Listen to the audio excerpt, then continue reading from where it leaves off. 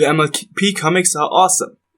Just a disclaimer at the start, if you haven't read the MLP comics yet, but you plan on doing so, then stop watching right now because this will contain major spoilers, even though I will try to keep it simple enough to still discover more for yourself if you finally read it.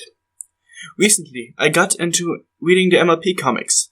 The main series, that is named like the TV show, My Little Pony Friendship is Magic, that has 102 issues, and some of the smaller series like Fiendship is Magic or the Legends of Magic series. While it's debatable, to say the least, if everything is canon or not, they are still a great addition to the universe. Some of the best additions were some storylines that explored some of the minor characters a bit more, like Big Macintosh, there were Wonderbolts like Soren and Spitfire, and most of all, Sakura, Kappa, and Captain Solano and their respective home countries, in one of the really big stories in the main issues. There are two major stories out of the Friendship is Magic series that really stayed in my head.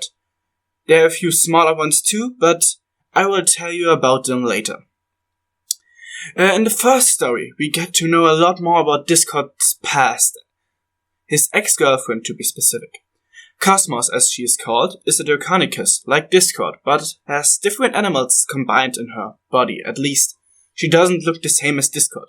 It's never clearly said which animal parts make up her body, but you can see something around her neck that resembles a cobra hood, and her wings are more bat-like than Discord's. She refers to herself in a later issue as the embodiment of malice, in the same way as Discord is of chaos.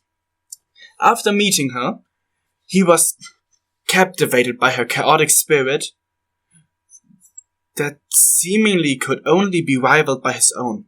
But he came soon to realize what drives her isn't the harmless and funny chaotic spirit, but the need to take over Equestria. He didn't want to conquer it, he just wanted to have his fun. So he helped in his way to banish her into the stars. But years later, she comes back after Twilight and her friends, by accident, gather everything needed for her escape. And the story is about how she nearly took over Equestria. It really felt as impactful as a season finale. I really wish they would have adapted it into an actual episode or an actual season. It would have made such a good story, but anyway, if you want to know more, I recommend reading the issues 75 to 78 of the MLP Friendship is Magic comic series. The other big story was marketed as the season 10 of the Friendship is Magic TV show, and in the story, the main six and some side characters like Big Mac, Bonbon and Lyra travel beyond Equestria to visit some of the other countries. The first country we visit is Sakura's home country of Farazi, where not only live zebras but kelpies and abada too. While the story goes on, we get to know more about this land and Sakura's backstory. In the end, another tree of harmony is discovered, which is the main plot point for season 10. Over the course of the next issues, we visit the dog country Caninia, the nation of the anthropomorphic birds Onifia, and Kappa's country of origin Abyssinia, of the cat people. And all of those countries have a new tree of harmony. In the end, our heroes have to fight the Knights of Harmony, the protectors of harmony from ancient times, out of the ancient country Cunabula, which was hidden for a long time, but now they have come to take every element of harmony from every tree and every holder that was discovered throughout the season 10. In an epic team-up fight, they defeat those knights and come out with more friends than before. There is so much more lore to the trees and the Knights of Harmony, but it's better to just read it for yourself. I don't want to spoil everything. Those are the biggest stories in the comics, but there are a few minor ones that I want to tell you about. The first one that comes to mind is the story of Shining Armor and Princess Cadence getting together in issue 11 and 12.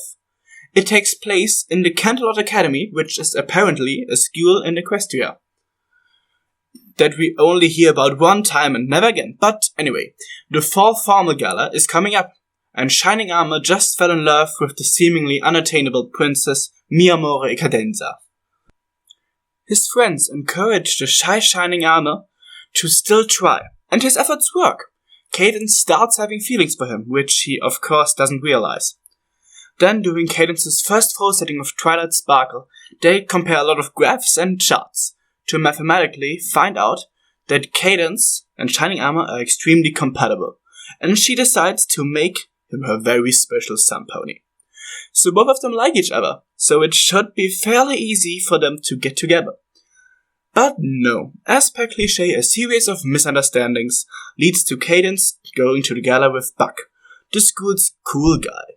Even though she doesn't want to, but Buck is a major jerk towards Shining Armor at the gala, and even Princess Celestia doesn't like him. So during the party, Cadence and Shining Armor resolve the misunderstandings and kiss each other in the end. It's a really cliche but cute love story, and I would love it being canon, but we can't know for certain. But until someone confirms the opposite, it will be true for me. Another story I want to tell you about is in the issues 9 and 10, so right before the story I just told you about. At least in issues.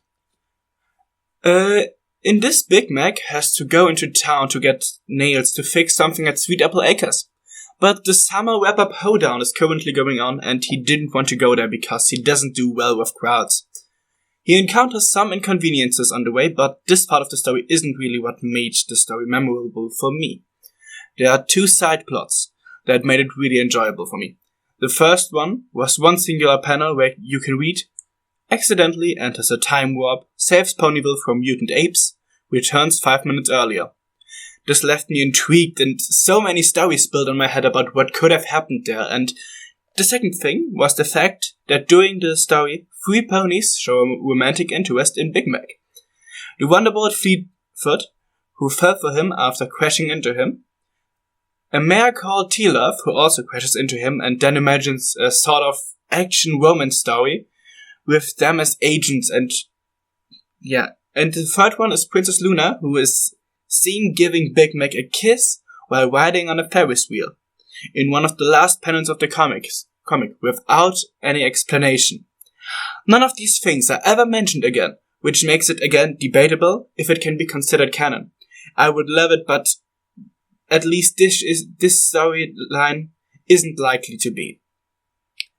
Anyway, I just told you about a few examples of good storylines in the comics, but there are so many more. And up till now I just mentioned things from the main Friendship is Magic comics. There are a lot of side comics like the Friendship is Magic series or Legends of Magic that I mentioned before. There's a whole other world to explore, and if you are like me and believe that even just a few of these stories are canon, you will have a lot of MLP lore to explore. I will probably make more videos about them in the future, but until then, I want to know your thoughts. What do you think of the comics? Do you know any of the stories and do you want them to be canon? Are you excited for the upcoming G5 comics? Let me know, and until next time, fellow bronies, brony fellas, and bye!